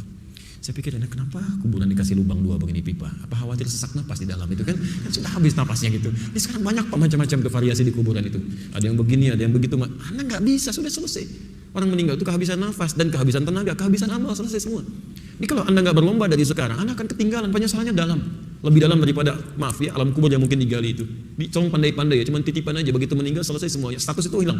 Anda orang terkaya di Kelapa Gading, begitu meninggal nggak akan ikut kalimatnya. Ya, maaf, telah meninggal orang terkaya di Kelapa Gading, nggak ada. Cukup Anda aja selesai, fulan selesai kan. Maka ya, manfaatkan kebaikan ini. Kita kembalikan dulu sebentar. Qarun jalan. Yang jadi masalah ketika dia tampil mewah, kelihatan oleh kaumnya. Lihat apa perkataan mereka. Nah, ini bisikan yang pertama kali dibawa. Ya laita lana mithla ma utiya Qarun. Duh, kalau kita punya seperti yang dimiliki Qarun itu. Lihat kalimatnya. Ya laita lana mithla ma utiya Qarun. Duh, kalau kita punya kayak gitu ya, kalau dalam bahasa kita, seperti yang dimiliki oleh Qarun. Di sini ada 3 hal yang penting. 1, menampilkan kemewahan dalam hidup itu berpotensi akan mengundang masalah.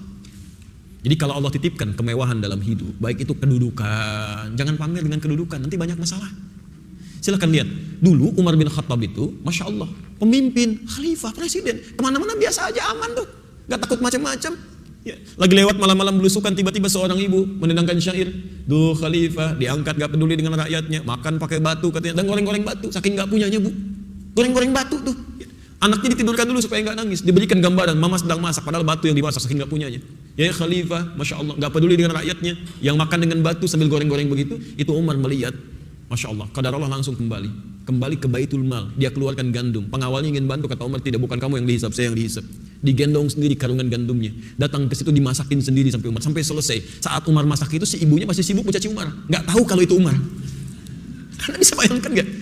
Ya, Anda bantu orang dicaci sambil masak, dicaci begitu aja terus itu kan, sampai selesai, sampai kepergiannya dari situ, dia tidak mengetahui dan tidak sadar kalau itu Umar bin Khattab.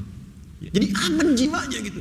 Betapa banyak orang sekarang punya kedudukan, mau pindah ke satu tempat aja, Masya Allah, netralisir 500 meter sebelumnya. Anda takut sama apa? Malaikat maut datang aja nggak bisa dihijab. Dan gak akan mengucapkan salam, terobos saja, silahkan Anda pasang dinding, pasang hijab, pasang macam-macam. Saya mau bepergian ke negara anu, kendaraannya dari kita, harus lapis baja, bajanya Masya Allah, misalnya 100 cm, silahkan aja. Ya, silahkan, malaikat maut gak akan terhadap. Ya, begitu dihadirkan kendaraannya, buka yang keluar malaikat. Pulang yuk, jawab apa? Selesai ya. Karena itu, Bapak dan Ibu sekalian, di sini poinnya pertama, jangan berlebihan dalam kehidupan, apapun itu. Termasuk dalam ibadah juga gak boleh berlebihan. Gak boleh berlebihan. Ya. Yang berlebihan itu selalu bermasalah pada hal yang tidak diperkenankan. Orang sholat subuh 2 rakaat, ini misalnya 4 rakaat, kan ini masalah di sini kan. Dalam beberapa hal, termasuk Anda mau tahajud, belum pernah tahajud sebelumnya, jangan berlebihan dulu, pengen langsung 11, pengen kayak Nabi lagi gitu kan. Nabi kan panjangnya luar biasa. Ya, saya pernah cek dulu waktu sholat gerhana di Bekasi. Itu Masya Allah komunitasnya luar biasa, senang dengan sunnah Nabi. Saya bilang ini gerhana yang luar biasa nih, kesempatannya jarang-jarang, pahalanya banyak. Teman-teman, kita mau maksimalkan seperti Nabi melakukannya atau kita belajar dulu mirip-mirip. Ustaz, ingin seperti Nabi, jangan ada seperti ini katanya kan kesempatan. Kalau begitu izinkan saya menyampaikan dulu aturannya. Di sholat gerhana itu 2 kali ruku, 2 kali sujud. Karena 2 kali ruku, maka suratnya dibacakan 4. Jadi sebelum ruku baca surat, bangkit lagi baca Al-Fatihah, baca surat lagi. Jadi ada 4 surat yang dibaca. Karena Anda ingin seperti Nabi, maka mohon izin saya bacakan pertama Al-Baqarah sampai selesai. Surat kedua Ali Imran sampai selesai, ketiga An-Nisa sampai selesai, baru yang keempat Sabbihisma rabbikal a'la. Anda tahu apa yang terjadi? Tanpa saya tanya lagi, hampir sebagian besar mengangkat tangannya. Ustaz, mirip-mirip Nabi aja. Jadi coba kita sesuaikan. Anda belum biasa tahajud, bangkit 2 rakaat dulu, witirnya 1. Setelah nikmat besoknya 4 rakaat, witirnya 1. Setelah nikmat 6 rakaat sampai 11 ya, sampai enak gitu kan. Ada kenikmatan tersendiri. Ya. Teman-teman yang perusahaan yang bekerja, coba belajarlah, baca kisah-kisah orang dulu untuk motivasi. Imam An-Nawawi itu punya kitab bagus, At-Tibyan fi Adab Hamalatil Quran, terbitan Darun Nafais 187 halaman.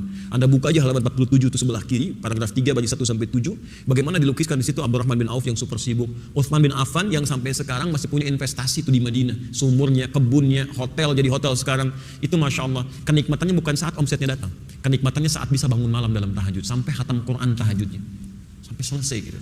Ada kenikmatan di situ. Ini nggak usah pamer, capek. Dulu sudah ada yang pamer dan nestapa kehidupannya. Ngapain diikutin? Buang-buang waktu gitu kan? Nah, yang kedua, ini inti masalah kita. Orang pamer di antara masalahnya adalah ketika dilihat ada kelebihan, maka lawan yang belum mendapatkan itu, setan tidak akan mendiamkan. Jadi kalau Anda sedang punya dititipkan sesuatu, potensi masalahnya ria dan sombong. Yang belum dapat itu potensi masalahnya iri. Ternyata pintu masuk setan kepada nafsu membawa penyakit iri ini bukan ingin menghilangkannya dulu, tapi keinginan untuk memiliki hal yang sama. Awas, hati-hati. Bukan keinginan yang positif, karena kalimatnya diungkapkan dengan kata laita, laita. Ingat, kalau keinginan untuk meraih dalam konteks yang positif itu boleh. Oh, ini dia punya kedudukan sampai level tertinggi, saya juga ingin seperti itu boleh. Itu raghbah namanya. Raghbah, keinginan kuat untuk mendapat kebaikan. Tapi kalau cuma menghayal-hayal mendapatkan sesuatu yang sebetulnya ingin diraih dengan mudah tanpa kerja keras, namanya laita. Laita.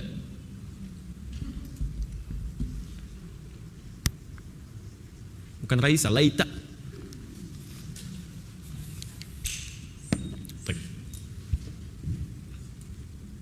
Laita itu harapan untuk meraih sesuatu,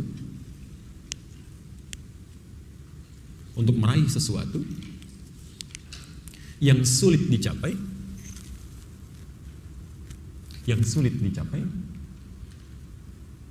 bahkan nyaris mustahil,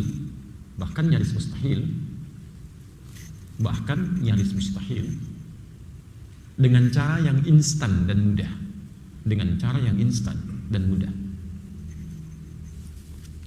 Jadi ada orang pengen mendapatkan sesuatu yang sulit sebetulnya untuk dicapai, bahkan ada yang sifatnya nyaris mustahil. Karena nanti ada orang-orang yang saat di akhirat dia mengucapkan kalimat ini, saking dahsyatnya hisab itu, bahkan ada Pak ya, pernah dengar masuk surga tanpa hisab Bu? Pernah ya? Nanti ada orang masuk neraka tanpa hisab Pak. Ada ya, mungkin Anda baru dengar, tapi ada itu di Quran surah ke-18 Al-Kahf ayat 100 sampai 101, posisi paling kiri sebelah atas.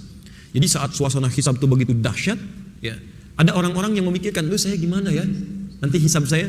Oleh Allah langsung ditampakkan, "Wa aradna jahannama lil kafirin yawma idzin arda." Hati-hati. Wa aradna jahannama, dan kami presentasikan, tampilkan neraka jahannam. Ya. Pada saat itu, yauma idzin lil kafirin arda, untuk orang-orang yang ingkar, yang sulit diatur. Ya sejelas-jelasnya.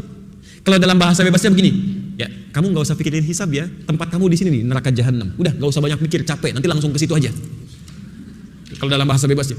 Siapa orang ini? Ayat 101-nya. Alladzina kanat a'yunuhum fi ghita'in an dzikri, yaitu orang-orang yang, maaf ya, matanya itu sulit diarahkan untuk ingat kepada Allah. Wa kanu la yastati'una sam'a, dan sulit mendengar. Maaf, yang sulit melihat dan mendengar itu bukan non-muslim saja. Ada orang Islam pun yang sulit lihat dan dengar. Dengar adzan susah, melihat orang berbuat baik malah marah-marah gitu kan. Macam-macam. Sekarang kan banyak kelihatan tuh, gratis sekarang bisa dilihat tuh. Hikmahnya Allah menghadirkan banyak masalah saat ini, itu bisa kelihatan mana orang baik, mana orang buruk. Liyabluwakum ayyukum ahsanu amala, untuk menguji siapa yang terbaik di situ. Kan alhamdulillah Pak, bisa kelihatan tuh. Ya nampak dari mulai kalangan level atasnya sampai yang bawah-bawahnya, dari yang ulama betulan sampai yang aku ulama-ulamaan tuh. Ya. Lihat sini, kembalikan. Baik, pelan-pelan. Dari sini kemudian, ya, ada yang dibawa oleh setan dengan menggunakan kalimat Qur'annya laita. Ada dia yang mengatakan saat hisab, ya laitani kuntu turaba.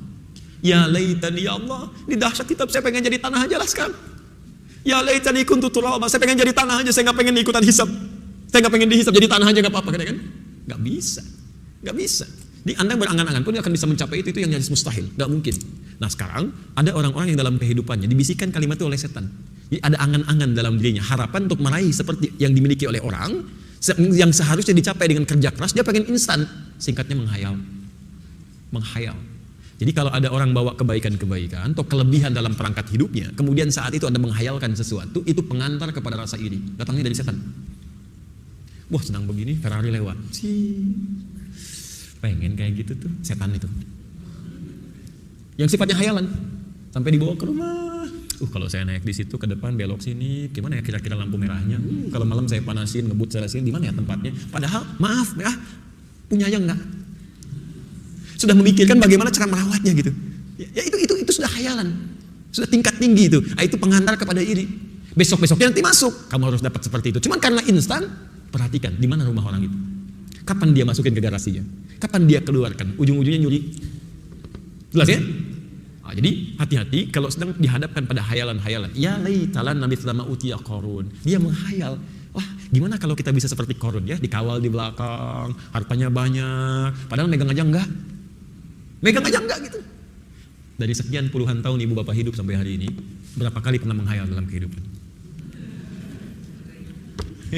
Banyak, tanpa disadari kadang-kadang. Masuk ke Masjidil Haram, duh kalau saya jadi imam di sini gimana ya? Ayat ini yang mau saya bacakan tuh kadang masuk juga. Ya.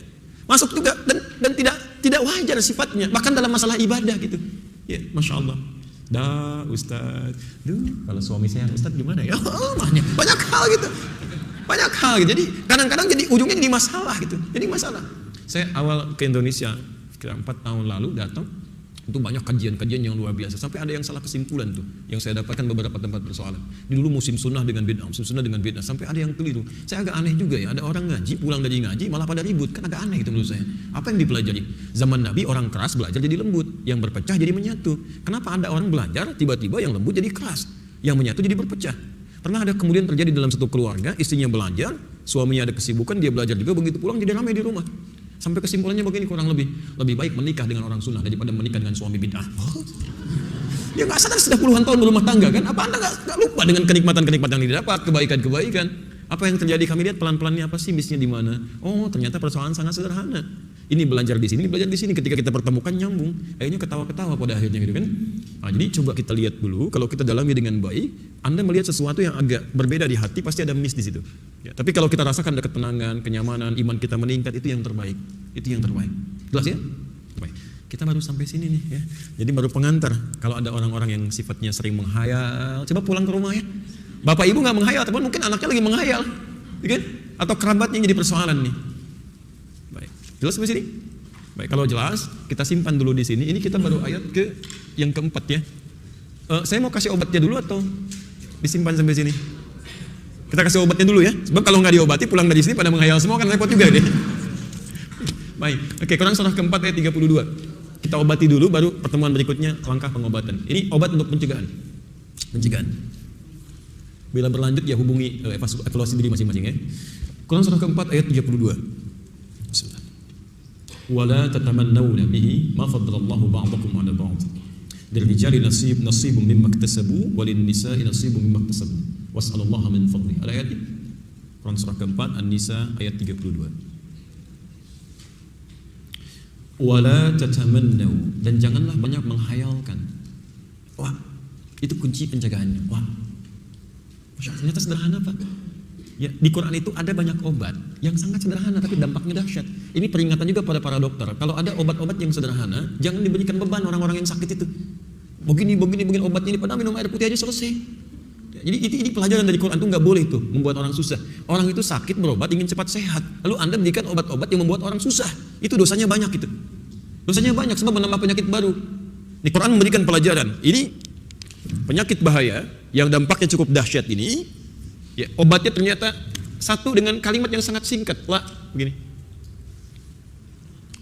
La itu dalam bahasa Arab yang bacanya panjang ya, 2 harakat, matabi, la. Itu ada 3 jenis. Pertama, la disebut dengan la nafyi. Ya, la nafyi. Nafyi itu adalah jenis huruf la nafyi. Atau nafi ya, nafyin. La yang berfungsi meniadakan sesuatu, yang meniadakan atau menepikan sesuatu. Rumus cepatnya begini, setelah huruf la ada kalimat akhirnya dhammah u. Ya. Misal Al-Baqarah 286, la yukallifullahu nafsan illa wus'aha. Setelah la ada kalimat harokat akhirnya u, la yukallifu.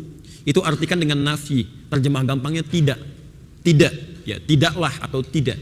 Allah tidak akan memberikan tugas kehidupan di luar batas kemampuan hambanya. Diartikan tidak di situ. Jelas di sini? Jadi kalau Bapak Ibu baca Al-Quran atau hadis, kemudian menemukan huruf la, setelahnya ada kalimat harakatnya dhamma, la yukallifu, la ya'khudhu, la ya'kulu misalnya, itu terjemahkan dengan tidak. Jelas? Baik. Yang kedua, la disebut dengan la naqsi, naqsun, nun qaf sad, naqsi, yang menunjuk makna kurang, berkurang, tidak sempurna. Ya. Ciri paling gampangnya, jika ada huruf la, setelahnya ada kalimat, harakatnya fathah. Fathah, Ingat ada kasrah, dhammah, fathah, sukun. Saya di Garut waktu duduk ada seorang bapak nawarkan, Ustaz, ini buah sukun katanya. Saya bilang, Pak, ini bukan sukun, ini fathah. Karena sudah dibuka-buka. Kalau sukun itu masih di atas, belum jatuh bulat tuh. Begitu jatuh kasrah. Kasrah itu pecah dalam bahasa Arab. Jadi kenapa disebut kasrah? Karena suaranya pecah. Dia dari u jadi i. Jadi di atas sukun, begitu jatuh kasrah. Setelah Anda potong-potong terbuka, itu fathah. Jadi ini buah fathah sebenarnya. Kemudian beliau bawa lagi pada istrinya ke dapur. Dia katakan, Mah, kata Pak Ustaz, ini bukan buah sukun, ini fathah. Itu nyata kami dikatakan, bukan kisah-kisah karangan. Di kasrah, saya ulang ya. Yang pertama tadi apa? Baik. Pertama, dhamma, nafi. Kedua, naqsi, harakatnya fathah. Misal, saya beri contoh. Belajar Riyadhus Shalihin. Kitab Riyadhus Shalihin, karangan Imam An-Nawawi, ada 1896 hadis. Dilihat di hadis yang keempat, posisi paling kiri sebelah atas. Dari Sayyidah Aisyah radhiyallahu ta'ala anha. Di situ ada kalimat begini, dari Nabi SAW, La hijrata ba'dal fathi. Tidak ada hijrah setelah fathah. Ya, fathah itu artinya sesuatu yang terbuka dari yang buruk sehingga lebih dekat dengan Allah Subhanahu wa taala. Sekat-sekat yang terbuka untuk mendekat kepada Allah. Dulu orang di Mekah susah ibadah kepada Allah karena di Ka'bahnya banyak berhala disimpan, banyak orang menghadang. Setelah itu dibuka kemudian berhalanya dikeluarkan, orang-orangnya ditobat, semua menyembah kepada Allah, maka disebut Fathu Makkah. Di fathah itu bukan penaklukan. Fathah itu membuka sesuatu yang buruk di situ. Orang Islam itu kalau datang ke satu tempat bukan ingin menjajah, tapi menghilangkan keburukan-keburukan yang ada di dalamnya. Karena itu silahkan lihat, semua yang kedatangan orang Islam itu tidak pernah ada masalah-masalah di situ. Baik aja, sampai di kita tuh. Tapi begitu datang orang asing datang, pasti kacau itu. Silahkan cek. Ya. Nah sekarang kata Nabi, la hijrata ba'dal fathi. Kalau sudah terbuka kedekatan dengan Allah, jangan hijrah, jangan pindah. Kenapa? Bisa berkurang nanti nilai-nilai kebaikan yang sudah didapatkan. Anda sudah tinggal di Mekah, sekali salat di Masjidil Haram berapa pahalanya? 100.000. Tinggal di Mekah itu di Masjidil Haram 100.000. Dan auranya beda. Selalu ingin cepat ke masjid. 1 jam sebelum adzan, Pak, sudah ke masjid. Sebelum adzan, Bu. Kayak pesantren gitu kan. Masuk lagi, keluar lagi, masuk lagi. Auranya lain, 100.000. Sudah dapat 100.000 di Mekah, pindah ke Bogor misalnya gitu kan. Kan satu nilainya. Anda 100.000 pindah, jadi berkurang kan. Naksi di situ. Sama dengan Anda tinggal di sini, dekat dengan masjid, ustadznya bagus-bagus, ada kajiannya gitu kan. Kemudian senang, bisa ibadah di situ. Jangan pindah, kecuali ada sesuatu yang memang sangat mendesak. Karena ketika Anda berpindah, itu akan berkurang nanti kebaikan-kebaikan yang semula sudah didapatkan dan berjuang lagi di situ. Termasuk di pekerjaan Anda. Kalau sudah memilih dekat dengan Allah, gampang sholatnya, dapat teman yang enak gitu kan, usahakan di situ. Ya, karena sulit lagi menemukan yang seperti itu. Anda pilih mana? Bekerja di satu tempat, gajinya 500.000 per bulan, dekat dengan Allah, sholatnya luar biasa, atau di tempat yang maaf ya, 500 juta per bulan tapi susah sholat, Jumatan gantian, gitu kan, baca Qurannya susah. Pilih mana? Gak ada pilihan ketiga. Susah ya. Nah, ini ujiannya ada di situ, Pak. Ya, ada sekarang banyak tawaran tapi maaf, penyakitnya juga banyak. Ada riba, ada tipu-tipu, ada macam-macam. Yang didapatkan memang banyak, tapi penyakitnya banyak. Ya. Kembalikan. Terakhir, la nahyi. Di sini kita berakhir. Nahyi. Diserap dalam bahasa India nahi. Itu dari kata bahasa Arab nahi. Ya. Betul, nanti ada dari India yang tukar-tukaran dengan bahasa Arab. Termasuk angka-angka sekarang. Itu angka apa itu? Yang saya tulis angka apa? 53, 12, 168, angka apa itu? Jangan salah, itu angka Arab. Itu angka Arab yang menemukan Al-Khawarizm. Itu angka Arab. Kalau yang sekarang Anda tuliskan begini, kemudian ada yang duanya begini, itu Hindi. Dari India nanti. Dia ada pengaruh India, terbawa, tertuliskan. Silakan masuk ke laptop itu kan. Anda masuk ke situ ke control panel. Di situ lihat bagian language. Anda buka optionnya. Begitu Anda munculkan Arab, keluarnya Hindi tulisannya. Ya, silakan Hindi. Itu di konsep itu sudah Hindi. Oke, saya tuliskan dulu. La nahyi itu ciri khasnya ujungnya mati. Sukun. La yashar, la yasrik, la yakul, la tatamannau, mati ujungnya tapi bulat harakatnya. Sekarang coba cek An-Nisa ayat 32 tadi. Lihat kalimat paling ujungnya, harakatnya fathah, dhammah, kasrah atau sukun. Wala tatamannau, di kalimat ujungnya apa harakatnya? Sukun. Perhatikan, la nahyi itu sifatnya larangan. Larangan diartikan jangan. Kalau sesuatu sudah diartikan jangan, artinya Anda kerjakan berpeluang berdosa, Anda tinggalkan dapat pahala. Ingat ya, Nah, kalimat la di sini ketika datang setan membawa aspek-aspek godaan dengan sifat-sifat buruk tadi, ya berhayal dengan khayalan. Resepnya sederhana kata Quran, obatnya jangan berhayal, singkatnya tinggalkan. Jadi begitu ada khayalan, misal Anda lihat orang datang gitu kan, dengan mobilnya mewah sekali, setan masuk itu seketika Pak Bu. Ingat ya, hukum ini akan terpraktekkan seketika. Jadi begitu ada orang membawa benda-benda baik, itu akan setan langsung, Anda nggak pikirkan pun merasa langsung pengen. Seketika itu. Anda lihat teman bawa handphone bagus, itu seketika, nggak Anda bilang pun tek pengen kayak gitu.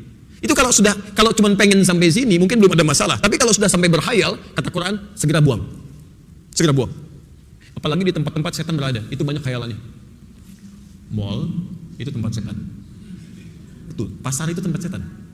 Makanya hati-hati, ibu kalau belanja itu banyak berhayal tuh, banyak pengen, banyak ini, banyak itu ya. Nah, itu kalau nggak butuh tinggalkan. Ya. Kamar mandi, toilet tempat setan, Pak. Makanya silakan, Anda di luar biasa aja masuk ke sana tuh kadang ada ide-ide, ada macam-macam dan sebagainya. Cepat keluar dari situ. Cepat keluar. Ya, jadi hajat dapatkan kemudian keluar. Jelas di sini? Nah, jadi kalimatnya sederhana. Kalau sudah ada langkah seperti itu, jangan dibiarkan sehingga menjadi liar di situ, ditempuh dengan cara yang tidak baik. Nah, kalimat Qur'annya begini. Kalau Anda mau kata Quran, jangan menghayal. Belum selesai ayatnya sampai sini. Kalau ayatnya cuma sampai sini, maka Allah tidak memberi peluang pada kita untuk mendapatkan apa yang seperti mereka dapatkan. Jelas ya? Nah, kalimatnya la tatamannau, kamu jangan berhayal atas kelebihan yang Allah titipkan pada orang lain. Kalau kamu inginkan lirijali nasibu mimma iktasabu, bagi setiap lelaki dia bisa memperoleh kemauan atau keinginan kelebihan yang dia ingin harapkan. Saya ulang, bagi setiap lelaki dia bisa memperoleh kelebihan yang dia harapkan mimma iktasabu karena usaha kerja kerasnya. Walin nisa'i nasibu mimma iktasabna. Demikian dengan perempuan, dia bisa memperoleh apa yang dia sangat harapkan dengan kerja kerasnya. Jadi kalau ingin mendapatkan seperti yang orang lain raih, Anda kerja keras. Ayo bekerja. Dan Allah kasih jalan di situ. Bagaimana cara memulainya? Sebelum bekerja, minta bimbingan kepada Allah supaya tidak salah dalam mengerjakannya. Karena ada orang-orang yang ingin mendapatkan kedudukan tertentu, cuma caranya salah. Nyogok sini, nyogok sana, hadirkan ini, hadirkan itu. Maka ditutup ayatnya, was'alullaha min fadli. Mulailah dengan berdoa kepada Allah supaya mendapat bimbingan untuk meraih seperti yang orang lain dapatkan. Itu yang istimewa. Orang lain boleh bawa mobil bagus, Anda tidak dilarang untuk memilikinya. Maka berdoalah kepada Allah, ya Allah mohon bimbing saya untuk mendapatkan yang seperti dia, tapi diarahkan kepada kebaikan-kebaikan. Jelas ya? Elegan kan solusinya kan? Anda cegah khayalan, tapi Anda bekerja untuk mendapatkan yang terbaik di situ. Nah, maka pulang dari sini jangan banyak berhayal, ya, tepikan segala hal yang tidak bermanfaat, kita kerjakan dengan baik, dan semoga Allah Subhanahu Wa Taala menjadikan kita umat-umat yang terbaik. Dan tidak cukup dengan amin, tapi harus kita praktikkan dulu isinya.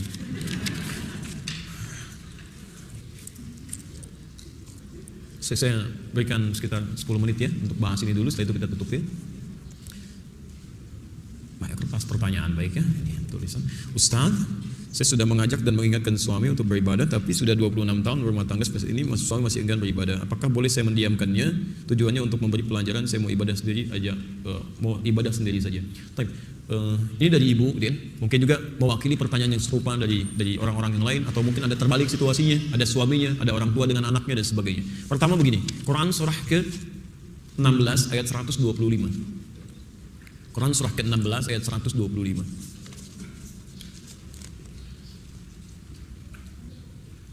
Kemudian Quran surah ke-9 ayat 103. Quran surah 9 ayat 103. Jadi kalau ada orang-orang yang masih sulit mendekat kepada Allah, bagaimana cara mengajak dia gitu kan?